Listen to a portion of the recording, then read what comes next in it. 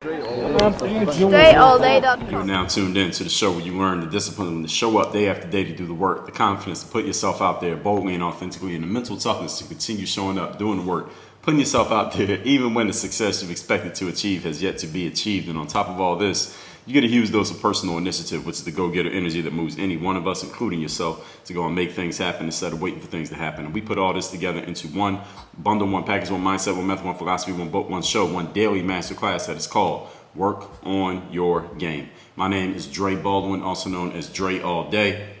Welcome to the show, and today we're going to talk traffic driving strategies for your business. So if you're new at listening to this show, you can see that we jump around different topics here from day to day. You never know what's going to come up here on this show, but I'm always going to give you some game, whether that is for your interpersonal game, your business game, your sports game, your mindset game. I'm always going to give you some form of game. I'm going to explain to you why I'm giving you the game and then tell you how it can be used, because listen, none of us is only on one topic or one area all throughout our lives, but there is a game that needs to be played in any one of them that we jump into. So we might be talking about something social one day, something just personally with yourself the next day, something physical the next day, something business-wise the next day. But listen, all these aspects of life exist.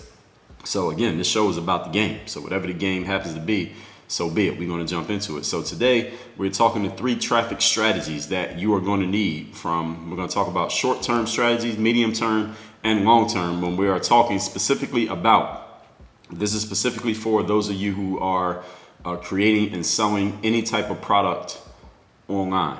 And this doesn't even have to be online. It could be offline as well. Any type of product that you're going to sell online or offline.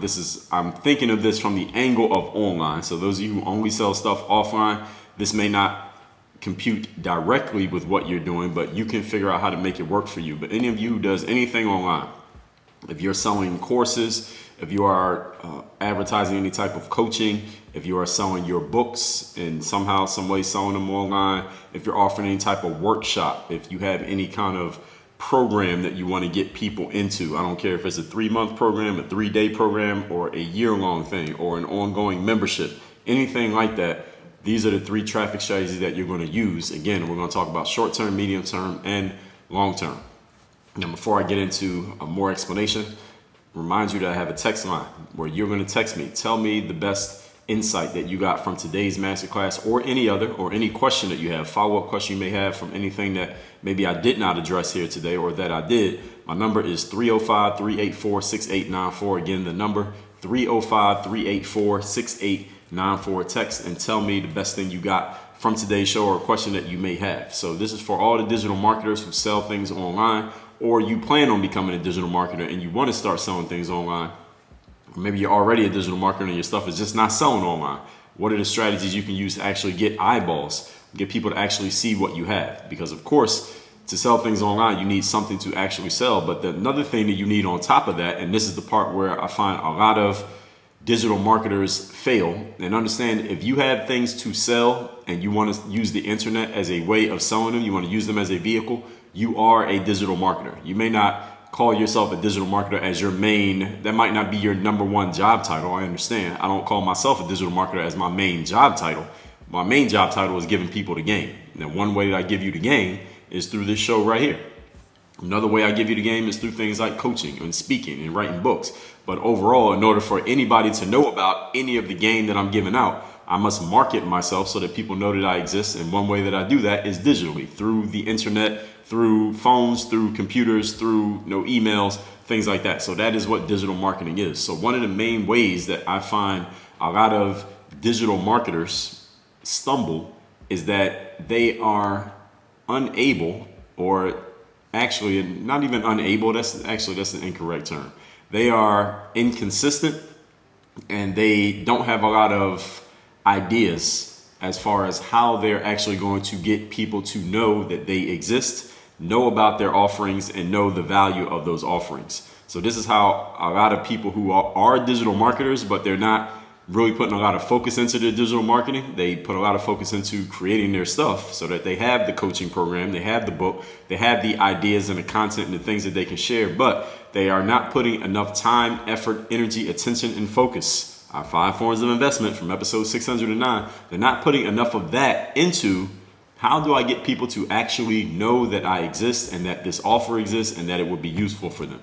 This is a major issue that I see with a lot of people who have good stuff to offer, but they just are not known enough. And I think anybody actually everybody will have this issue. Even if you feel like you are known or you think somebody is properly known, they probably want more people to know about them, because if they're properly known, then that means their stuff is probably proven on some level, which means if more people knew about it, it would help even more individuals. So all of us need to get more known. I don't care how known you are.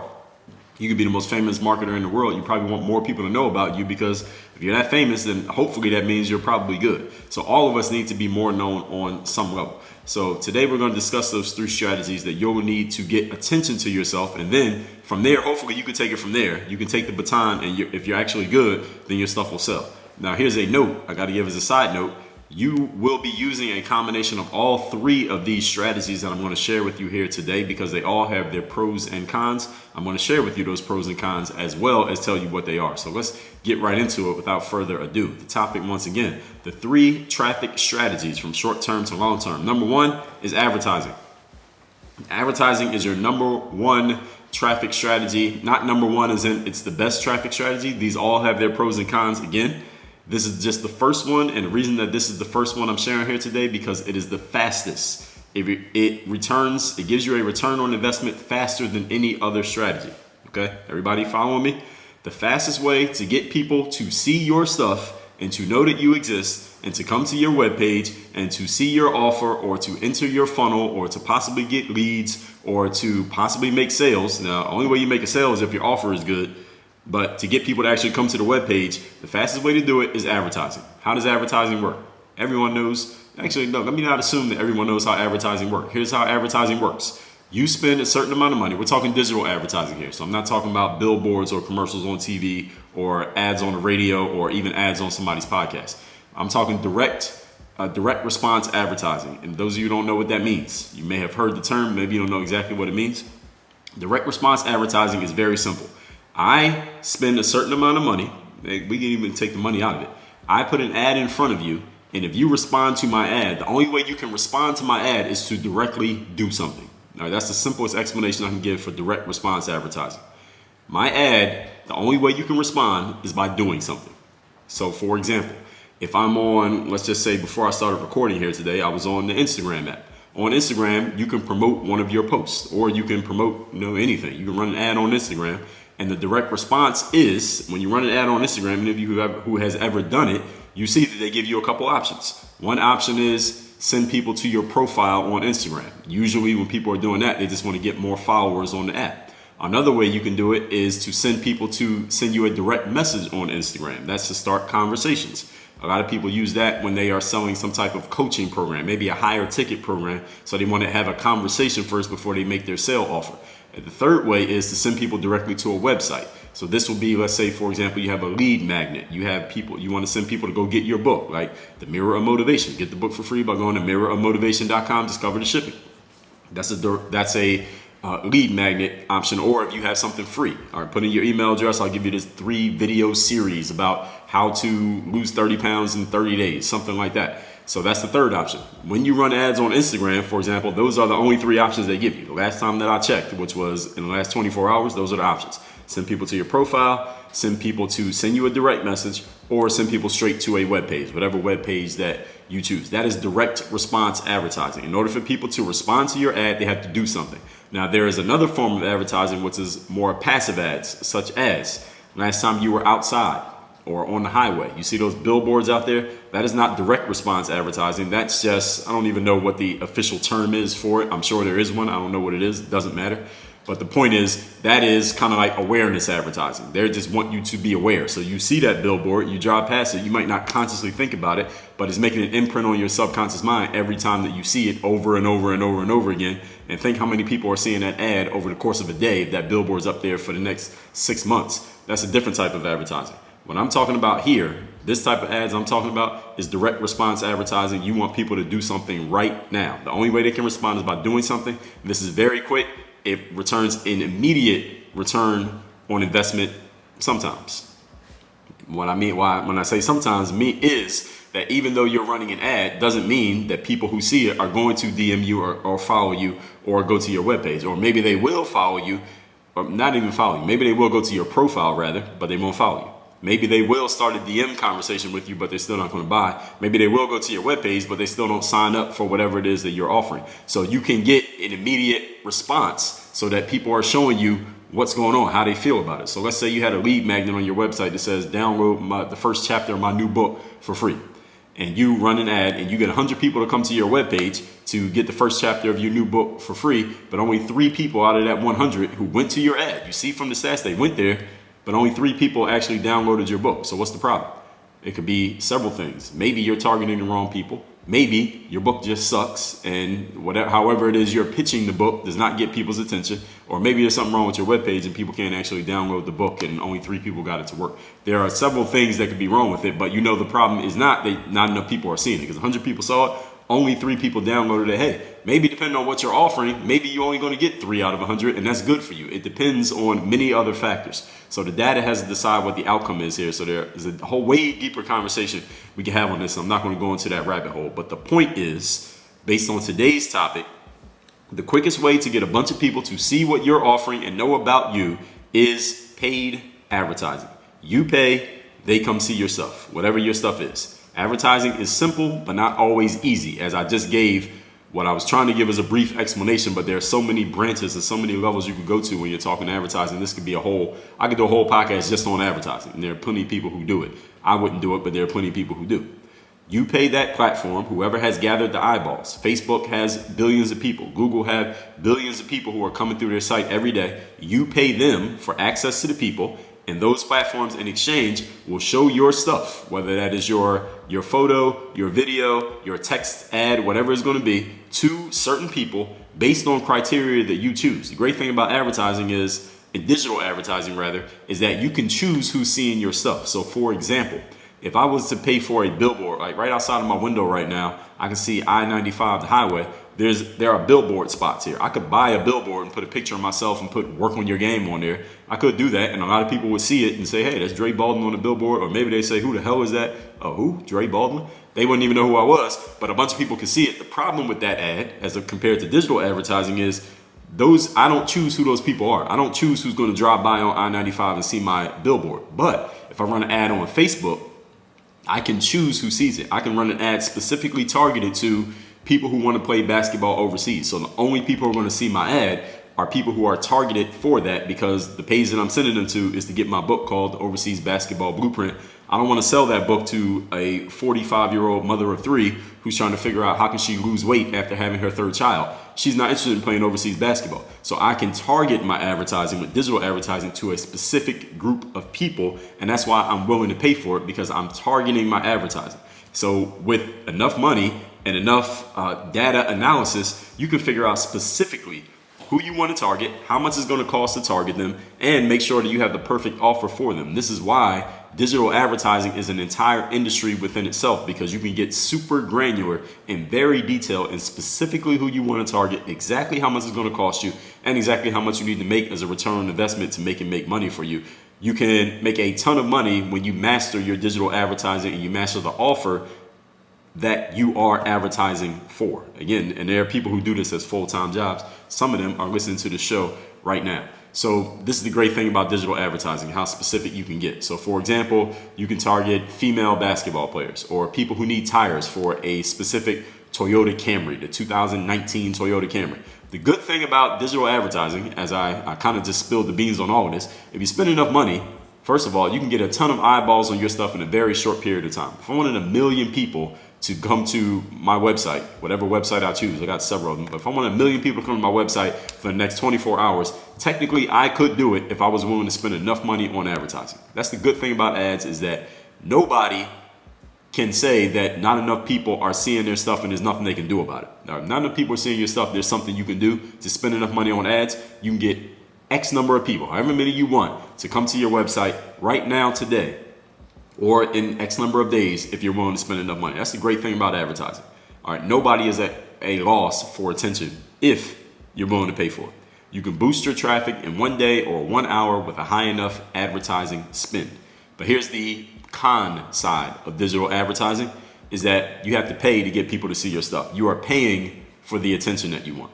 And another con is just because somebody sees your stuff doesn't mean they're going to do what you want them to do. It does not mean they're going to take the action you want them to take. You still have to have some gain. Just because they saw you doesn't mean something's going to happen. It's just like, gentlemen, you go out to the nightclub because you want to meet some girls, or just because you're in the club doesn't mean you're going to take a girl home. All right, you still got to have some game. All right, you still got to get the girl interested in you. Just because you're there, yes, there are a bunch of eligible females in there seeing you as an eligible man, but you still got to have some game to finish the deal.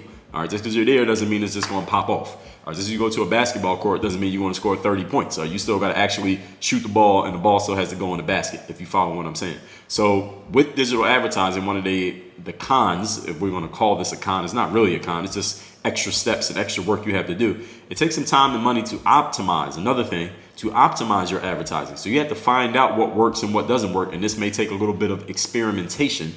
Good digital advertisers know how to minimize how much money they spend while doing that experimentation, while as amateur advertisers might spend way more money than they need to for the same amount of experimentation. For example, a seasoned digital marketer, you could give them $10 to work with, and they can find out exactly what combination of advertising works to get a conversion, whereas an amateur digital marketer might, to get the same result and the same outcome, they might need $100 because they don't know the same thing that the seasoned person does. This is all part of developing your game. And another thing about digital advertising is things change quickly.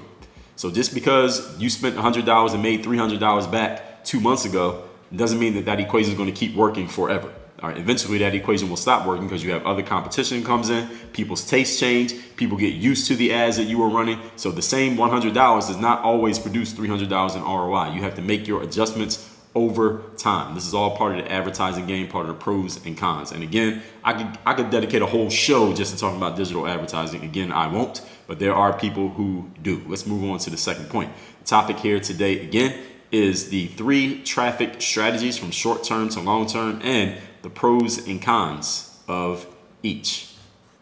Point number 2 of the 3 traffic strategies is what we call the Dream 100.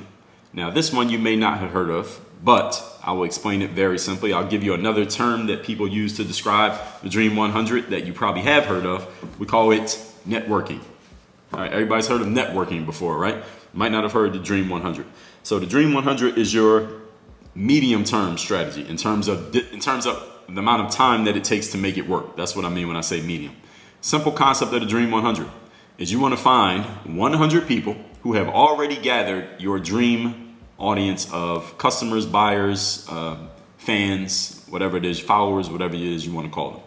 100 people who already have your dream audience. For example, if I'm a basketball player and I want a whole bunch of basketball fans to see me, LeBron James might be on my Dream 100. Not that I want LeBron to become my fan, is because LeBron already has an audience of basketball enthusiasts already following him.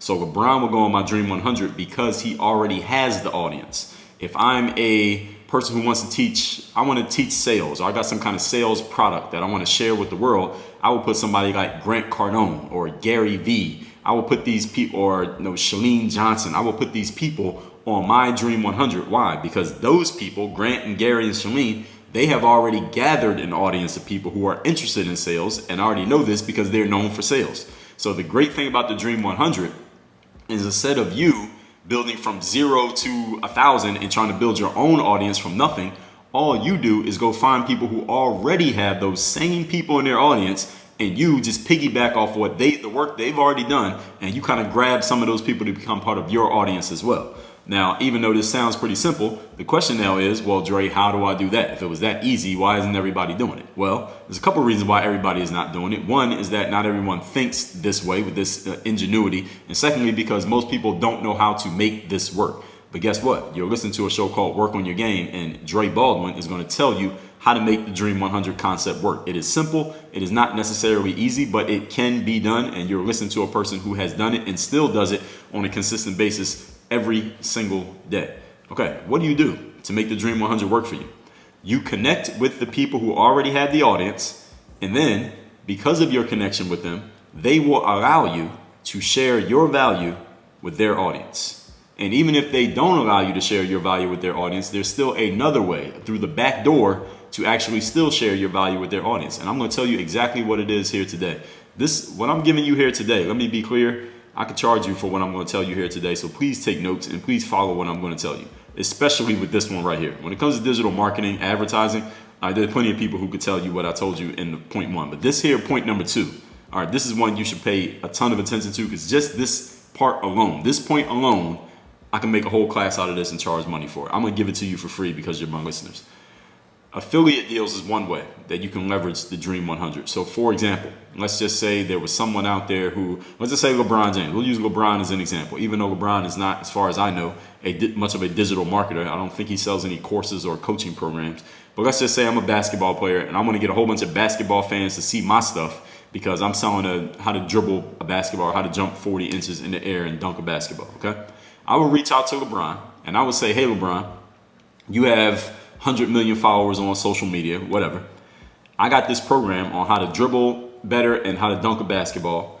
I want you, LeBron, to share this program with your audiences on social media, and every person who buys the program through the link that you're going to share, and I can create a unique link that is unique to LeBron's audience, meaning every time someone buys my product through LeBron's link, I know it is tracked, that I know this sale came from my link, but this sale, these 10 sales came from LeBron's link. So I know every sale that LeBron actually produced directly, you get paid off of every sale. So if my product costs $100, I can say to LeBron, listen, I'll offer you a 50% commission on every sale that you make from me, or every sale that is made through you, because LeBron doesn't have to do anything. All he has to do is share the link and just talk it up a little bit. So every $100 that comes in from LeBron, he gets $50, I get $50. Now, why would LeBron want to do this? Well, one reason he's going to do it is because he makes money. He doesn't have to create the product. He doesn't have to deliver it. He doesn't have to deal with any of the customer service issues. All he does is share the link and collect the money. That's one reason why he would do it. Another reason why I would want to do this is because even though I'm only getting 50% of the money off of every sale, understand I didn't have to do any work for that sale. All I had to do was let LeBron do all the work of driving the people. So all these people who never heard of me before, but they trust LeBron, are now going to look at me and trust me a little bit because LeBron talked me up. You understand how that works? So that's why LeBron would be willing to do an affiliate deal with me, and I would want to do one with him. Some people also call this a joint venture. A joint venture is more of what many people call a joint venture is when they do something contractually and you got all this paperwork written up, but you don't even have to go that deep. A joint venture is just two people working together to get something done. All right. Joint means more than one, and venture means there's a program. There's some kind of journey that you're going on. That's all a joint venture means. So do not be intimidated by these terms that seem like bigger deals than they actually are. A podcast appearance. Now, this show is unique in that my podcast is just me talking by myself. Most podcasts, I would guess most of the podcasts that any of you listen to other than this one, usually are either two different types that I see.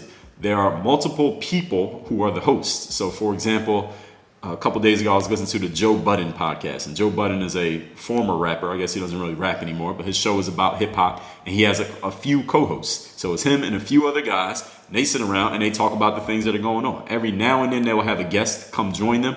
But many times the whole episode is just Joe and his co-hosts all talking together about whatever it is they want to talk about. So that's one kind of podcast that I see often. And the other kind is when there is one or two hosts, usually one or two people, and then they will bring on guests. So they always have a different guest come on their show. So I personally, as a podcaster, it's just me by myself here. But when I'm being the guest, I go reach out to these people who have guests on their shows, and I appear in front of their audiences. Now, why do I do this? Do I do this just to serve my own vanity and ego? Well, that's part of it. But another reason, the main reason that I do it, is so that I expose Dre Baldwin and the work on your game philosophy and all the stuff that I talk about to audiences of people who never heard of me before.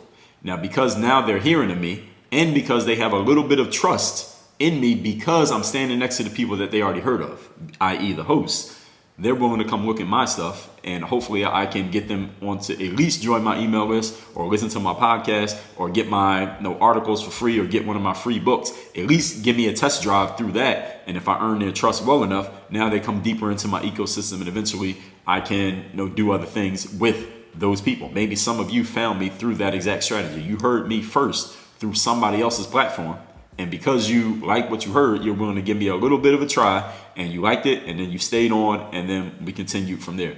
That is a version of the Dream 100.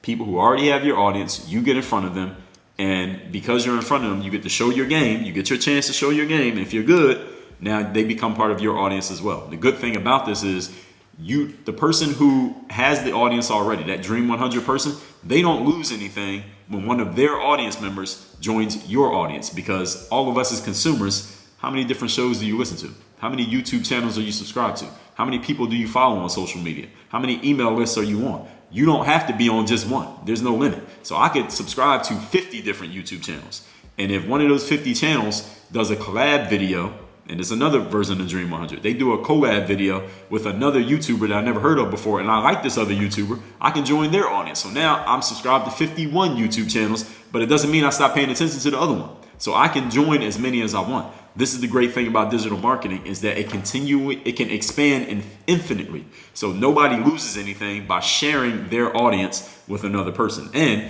you look good to your audience because look at you. You're the one who's introducing your audience to these other cool people that they otherwise didn't know about. So you look good just because you're the one who's like the connector. You're like the middleman who's connecting your audience to people that they should know about, but they didn't know about before. So all of these are examples of the Dream 100. This is the second point we're still on. Now, the good thing about the Dream 100 is that you can find and get in front of a built-in audience who will already have the know, like, and trust factor for you because you come highly recommended by somebody that they already know, like, and trust. For example, when I went on one of Grant Cardone's shows a few years ago down here in Miami, and none of the people who were watching that show when I was on it had heard of me. Most of them had never heard of me before, but because I'm standing next to these people that they do know, and I'm in the studio with this guy that they have heard of, they're like, all right, I'm willing to trust Dre Baldwin, even though I never heard of this dude before.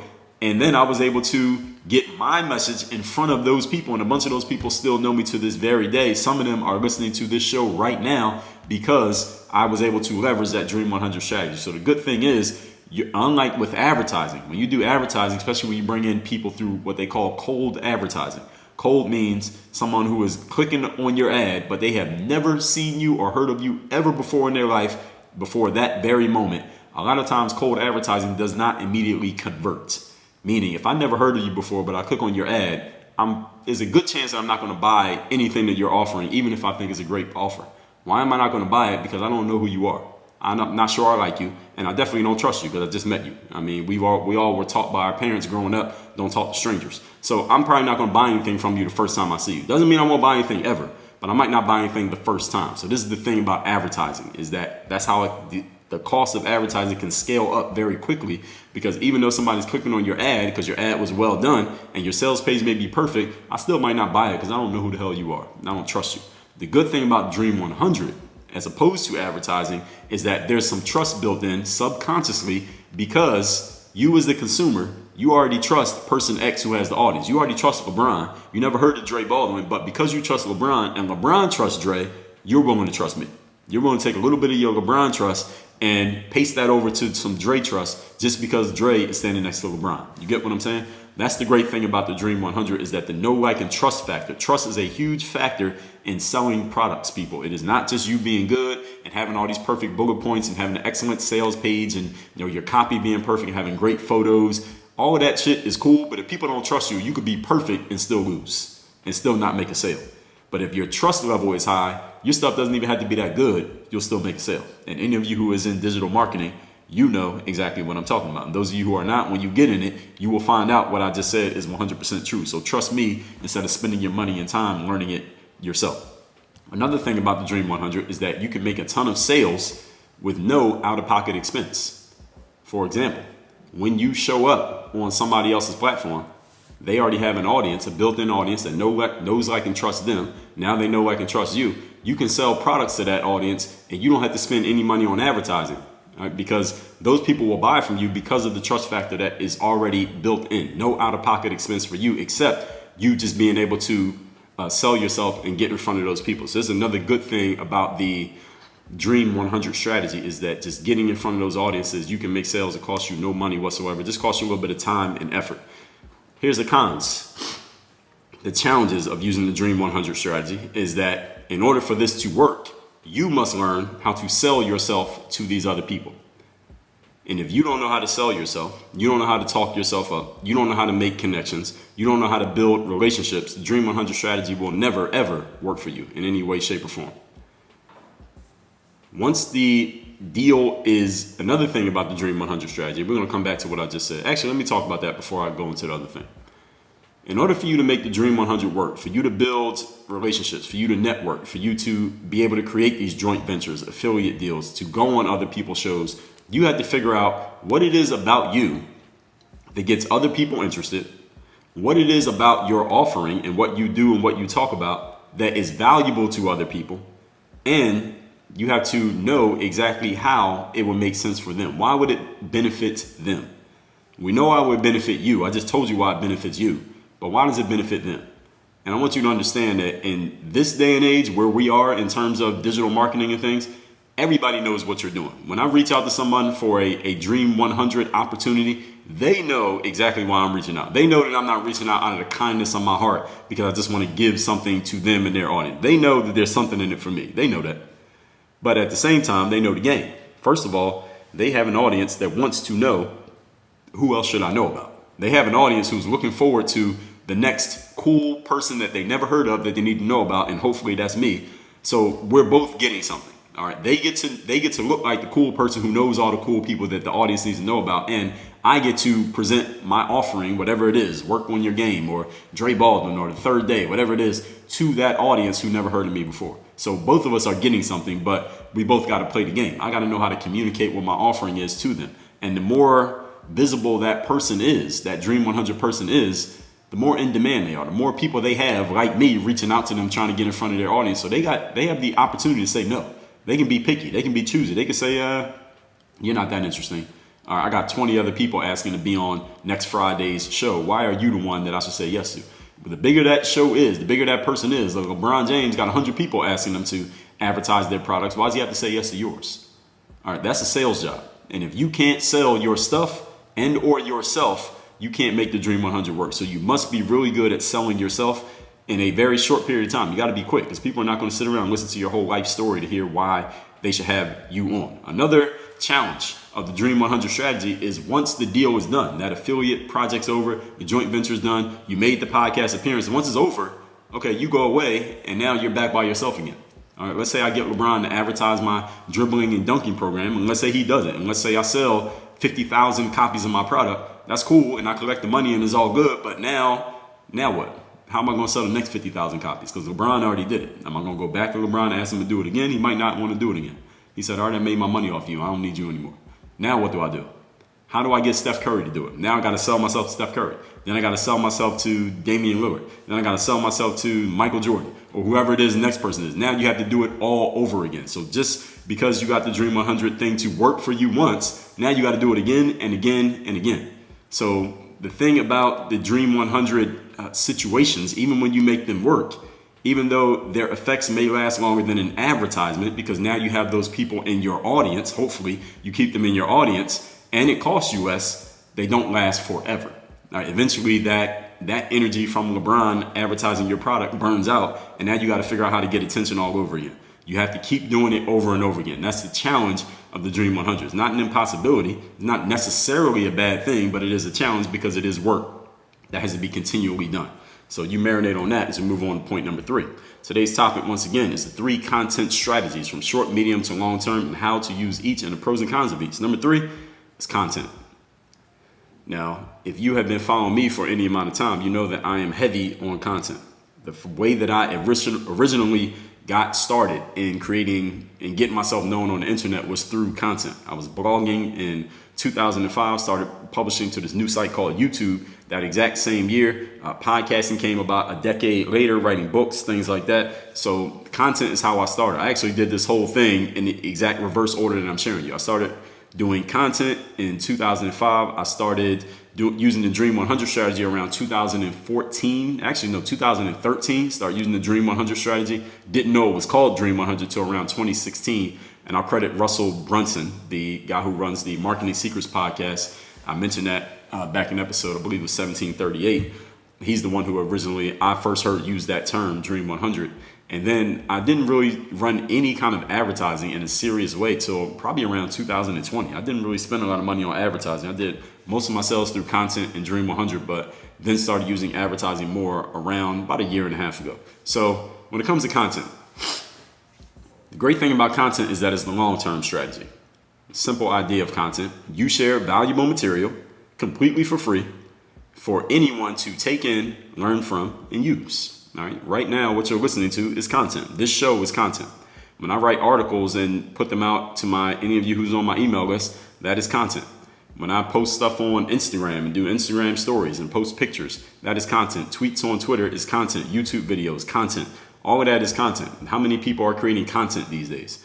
Many of you who are listening to me right now, you have some form of content that you create. Maybe not a ton, but you create some. This is the very idea of content. Podcasts, articles, emails, videos, TikTok, photos, all content.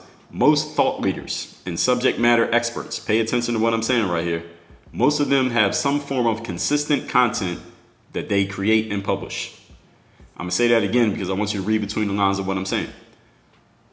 Almost every single well-known thought leader and subject matter expert, the people who are well-known for being the guy or the girl or the person, I guess we got to say nowadays, for whatever topic that they're known for, has some form of consistent content that they create and publish. So in case you didn't read between the lines of what I just said, if you want to be well known for a certain subject and known as the guy or girl or person in that area, you should be creating consistent free material from which people can sample you and find you and know that you have the goods, that know that you have the game. That's the entry fee of being known out here these days. Okay? Everybody needs to be doing it. So if you want to be known as a person who knows their stuff on a topic, you got to be putting out some form of content. Here's the good thing about content. The agreed upon price of content is free. All right. All of us as consumers, we agree that a podcast is free. We agree that articles, for the most part, are free, even though many websites are putting themselves behind paywalls these days, but they'll give you a couple for free and then they'll start charging you. We agree that YouTube videos and TikTok videos and Instagram posts, for the most part, are free, even though damn near every platform these days is slowly moving into more freemium models and putting up paywalls and allowing you at least offer a donation or a tip to people for putting out content. But at least up to this point, it has been traditionally accepted that content is free. Another good thing about content is it costs very little money to create content and it costs absolutely nothing to consume it. All right, it doesn't cost me much to create the content of this show right here. I use some free software called Audacity to record my audio, even though some podcasters, they have mixing boards and they have multiple hosts with different mics and things like that. It doesn't cost a lot of money for the setup fee, honestly, all of it. The video I record off a camera that I would have had anyway. I didn't buy it just for podcasting. The audio editing, I do have a person, Nico, who does audio editing. That's an investment that I chose to make. I could edit it myself if I wanted to, but I choose not to. So it doesn't cost a lot to create content. If you want to be a blogger, it costs you nothing. You can start blogging on WordPress or Medium or something for free from your phone. You don't even have to open a computer. You could do YouTube videos on your phone, put them up, edit them on your phone. You never had to open a computer. It costs you absolutely nothing. You already had the phone. You didn't get the phone just to do YouTube, and you were already doing it. You already had the phone. So it costs very little to create content. It costs absolutely nothing to consume it. It costs the easiest way, rather, to connect with people who do not know you for no risk whatsoever to them or to you is through content. There are some people listening to this episode right now who never heard of me before. This is your way of sampling me. You get to find out who I am, what I'm about, and if I'm worth it. It doesn't cost you anything to give it a shot, and it doesn't cost me anything to get my message out to you, and we're both kind of feeling each other out. It's kind of like a blind date. It doesn't cost me anything, it doesn't cost you anything. That's the great thing about content, is that all of us as consumers can sample any person that we want and decide how we feel about them. And any of us as creators, we can put our stuff out to be sampled and make ourselves available to a wide range of people. And whoever likes us, and whoever doesn't, they don't. You can share as much content as you want with no cost to scale. So I have 2,000 episodes of this show. It costs me the same amount of money to put out 2,000 episodes as it costs to put out 10 episodes. You can put out as much content as you want, and it doesn't cost you more money to put out more content. It's a great thing about it. So every time you put out content, the way that I think about it is it's like me expanding my web. It's kind of like a spider creating a web. When spiders make their webs, the whole purpose of the web is to give them as many opportunities as possible to catch a fly on that web, and then they can go kill it and eat it. If the fly isn't already dead, they can go eat the fly. So every time I put out content, it's like I'm making the web even bigger to give myself more opportunities to catch one of those consumers out there, people like you, who might stumble across me and say, oh, you know what, I like this. I'm going to stick around and stay with this. All right, so that's the great thing about content, is every time you put out more, you're giving yourself more opportunities to be found. And when people find you, if your game is good, at least for them, they like you, they'll stay in your world, come into your ecosystem, and eventually you can offer them something of even higher value that they're willing to pay for because they get 10x the value of what you're actually charging. So everybody wins. Content can act as an advertisement for you, albeit less targeted. You can't specifically target content unless you turn it into an advertisement, which you can do, such as on Instagram. You can put a post on Instagram and you can run an ad to that post to specific people if you want. The great thing about content is it acts as an advertiser for you, but you don't have to spend any money. Content can help you get found randomly by people who were not even looking for you and who had no idea you existed, and they weren't even trying to find you, but they found you because your stuff was good enough that it somehow made its way to you. This is the great thing about the sharing economy, that when somebody likes a post or a podcast episode or an article, they'll share it, and that's free advertising for you. If your stuff is shareable, then people will share it to their friends and family and people that they know, and then somebody who otherwise wasn't even thinking about you is now part of your audience because it got shared with them. Now, here are the challenges with content. Content is a long game. I just told you that I've been putting out content since 2005. That is a long time. That's almost as long as some of you have been alive, some of you people on the younger end of the spectrum who are in this audience. It can take a while for content to start converting for you. Just because you started blogging 3 weeks ago doesn't mean that you should be getting a Pulitzer Prize or getting offered a book deal tomorrow. All right, you got to put the time in and be consistent with your content for a while before it may start converting for the way that you want it to convert. Meaning getting audience members, getting people to buy your stuff, getting people to subscribe to you, join your list, etc. I can't tell you how many creators I've come across. People who are young in the game creating, might not be young in years, but young in the game creating. They'll say, well, I've been putting up videos for this amount of time. I've been writing articles. I've been podcasting for this amount of time, but I'm only getting, there's always this format, I'm only getting this number of subscribers or this number of likes or this many views or this many listeners to my show. Content is a long game, people. You got to keep playing and you must stay consistent and keep putting out your best stuff, even when it seems you're not getting that much of a return on your investment. This is the game of content. And this is why so many people fail to leverage the long game of content, because they're not willing to stick around. They're not willing to keep going. It can take a while for your content to start producing the results that you want it to produce. But if you stop putting out the content, there's no way it's going to produce the results that you want it to. 10 years ago, content was all I needed to sell my stuff. I just told you that. Then eventually I got into leveraging the Dream 100 before I knew that's what it was, and then eventually into advertising. These days, if I was starting right now, it would take me a lot longer to create the same number of conversions. In this sense, I'm talking about sales. It would take me much longer to make the same number of sales through only content as I did 10 years ago. Because 10 years ago, there were many fewer people creating content. 10 years ago, when I was creating content, 99% of my audience was not also creating content. They were just consuming content. Today, I'm creating content. How many of you who are listening to me right now, you also create content? I would say probably 70%. No, I mean, that 70% is probably too high. I would say probably about 40 to 60%, somewhere in that range. 40 to 60% of the people listening to this right now, you create content the same way that I create content. You might not have a podcast, but you might write articles, or you post on your social media platform, or you blog, or you make YouTube videos, or you post to TikTok. Nowadays, everybody is publishing content, which means there is much more competition for eyeballs and attention than there was a decade ago. A decade ago, most of the people were just watching. Now everybody's in the game. So it's a lot harder to just get seen through content now. And there are many more platforms for content. And when I first started creating content, there was no, actually Facebook didn't even exist. There was no TikTok. There was no Instagram. Podcasting did exist, but very few people were doing it. And it wasn't ubiquitous for people to just be publishing content. This was not a normal thing. And there were not many people making a full-time living just through publishing content to the internet when I first started. Nowadays, all of those things have changed, so the game is a lot bigger. The pond has gotten a lot larger. It's not a pond anymore, it's an ocean, and there are many fish of many different sizes, everybody trying to eat all at the same time. So that's a challenge in the game nowadays. The audience is diluted. It's harder to cut through because there's just more noise, and that's not necessarily a bad thing. It's just what the game is and how the game has evolved, which is a great thing because more people are seeing the opportunity there.